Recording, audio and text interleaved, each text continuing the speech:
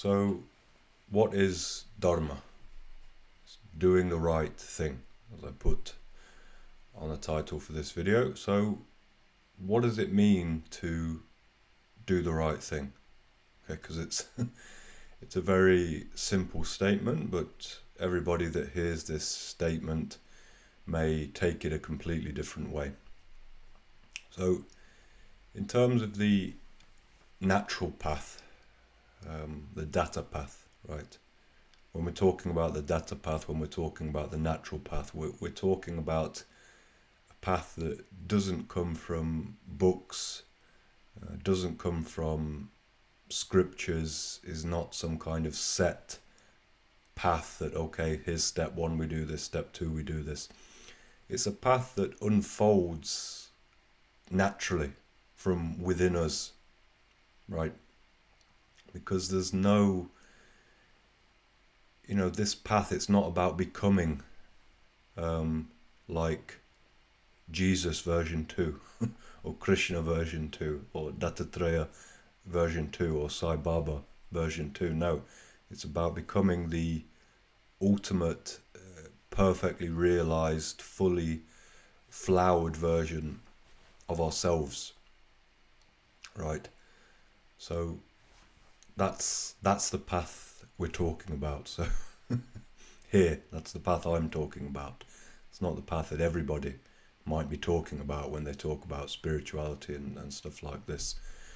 So when we talk about doing the right thing in the context of this kind of path, we're not talking about doing the right thing as per what my parents have taught me, as per what my religion has taught me, as per what my scriptures have taught me, as per what my culture has taught me. No, it's about finding within ourselves what the right thing is. Okay, because there's many religions that apparently follow Dharma. Okay, not just even the Eastern religions that have, Dharmic instructions given in their scriptures, and we all know, right? We all know the behavior of some of the people that have followed these religions, that have preached these religions, that have said that they're messiahs of these religions. We all know about, the hypocrisy of a lot of people who say that they're following these religions. I'm not saying it's everybody, but it's some of them. So when we talk about really doing the right thing on a dharmic basis, ultimately, finally, we have to find it in ourselves, right? That's what a conscience is, okay? A conscience, for feeling what the right thing is not about, it's not a reminder inside of us that, oh, this is what the scripture told us, oh, this is what the guru told us. No, the conscience is actually a feeling of, this is actually wrong, as per how I feel deeply, and this is right as per how I feel deeply. So doing the right thing is basically connected to this. It's feeling what is right for us, and we're never going to become a perfect dharmic being overnight, because we're full of patterns. We have desire, we have fear, we have expectation, we have judgment, we have ownership, we have conditionality. So we're never going to become a perfect dharmic being overnight. So another point here is that we have to do our best every day to do what is right as per our own understanding. I'll repeat that. We have to do every day, we have to do what is right. We have to strive to do what is right per our own understanding and our own deepest feeling and our own kind of connection with our conscience. So it's no use judging ourselves either, that, oh, okay, today I did a bad thing, or today I wasn't perfect, because the path, the natural path, is a daily process. It doesn't happen overnight when we talk about enlightenment, realization. It doesn't happen overnight. It's a moment by moment process. So what does it mean to do the right thing? It means to feel within ourselves, when we connect to our conscience, when we connect to the, whatever it is for each of us, the deepest part of ourselves, the realist part of ourselves, what is the right thing to do here? And eventually this shouldn't involve thinking so much. It shouldn't involve analysis. It should be there within us. I think all of us have probably experienced this at some point. We just feel what the right thing to do is. Even if an analysis of the situation might give a different answer, a mental analysis, a logical analysis might give us a different answer. We feel what to do. Right? So, and the thing is that ultimately when we connect and establish in the deepest part of ourselves the energy within us, which is the soul, just that silent essence of ourselves that empowers everything that we do. When we connect to that and when we begin to function through that, so when we're deciding what to do, we're listening to that because that has a voice.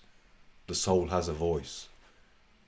When we listen to that, when we act through that all the time, what happens is we're naturally in harmony with the whole, everything, nature, the world, the universe, whatever you want to call it.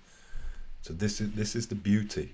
This is the extreme beauty and elegance of this path, is that the more we connect to our soul, the more we establish ourselves in the soul, the more we also merge ourselves with whatever you want to call it, the nature, reality.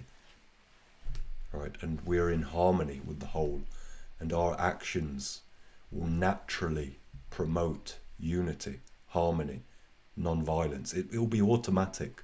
We don't have to check any scripture. We don't have to ask anyone. It's an automatic thing.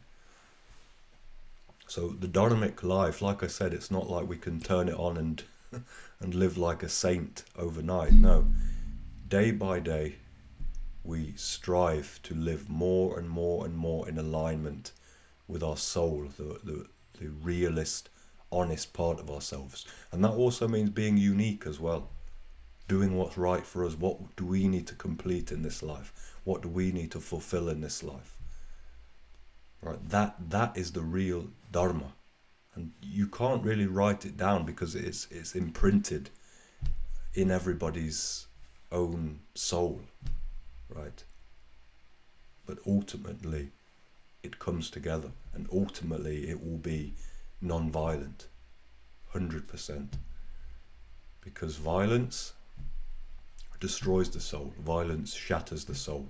Violence destroys our connection with our own soul. So that's it. That's what it means to do the right thing. It would be easy if I could just say this is the right thing, that's the wrong thing. We have to find it within ourselves. We have to learn to listen to our own conscience, and that's how we develop that connection with ourselves. We tune into that and we tune out many maybe logical thoughts or thoughts we've heard from this person or that person. We develop a stronger and stronger connection with our soul, and then we become more powerful when we do this. Right? We become more authentic, more genuine, more honest. And gradually our life becomes more and more and more dharmic. It just happens automatically.